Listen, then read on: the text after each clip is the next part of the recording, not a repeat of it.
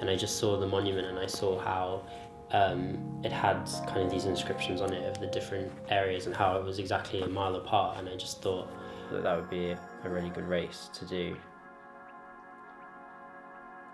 It's such a definitive distance that you can give yourself time to run across it, and by the time you finish running across that mile, more than likely you'll continue because you've done it now and momentum will carry you forward.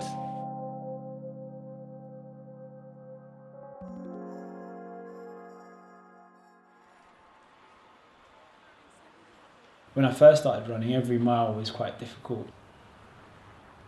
The mile can always knock you down, but also it can be quite comfortable, quite relaxing. It's the place and the distance that you first find out that you can run. You kind of feel like you have to really push yourself to the point where you finish and you are exhausted and breathless. People were kind of like, oh, I could never run. They laugh and I say like, oh, I couldn't even run a mile, mate. And I always say to them that you probably could. You just need to start.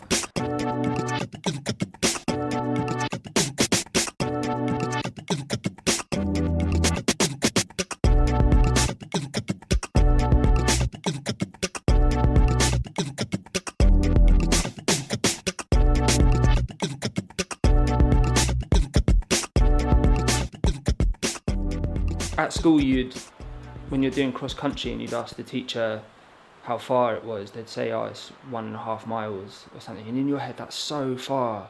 But when you finish the distance, especially with a mile, you can turn around sometimes and see the physical distance that you've covered, which is pretty incredible. But I often think to myself, as a kid, you often run further than a mile without ever actually realising it. And I always wonder at what point that changes. It's a really good test of everything because it's your mind sustaining yourself at a certain pace, and it's also pushing your body just to keep going. What I like about this distance is just being in the moment of it. It's just taking everything in. The landscape can evolve and change so much. The fact that you can start at the Houses of Parliament and within a mile you can be running up and down the stairs of a council estate and getting lost. It's the exploration that you can have within London. We're very lucky to have that.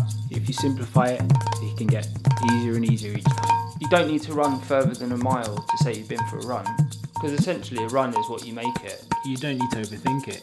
It's a given distance. It's an experience.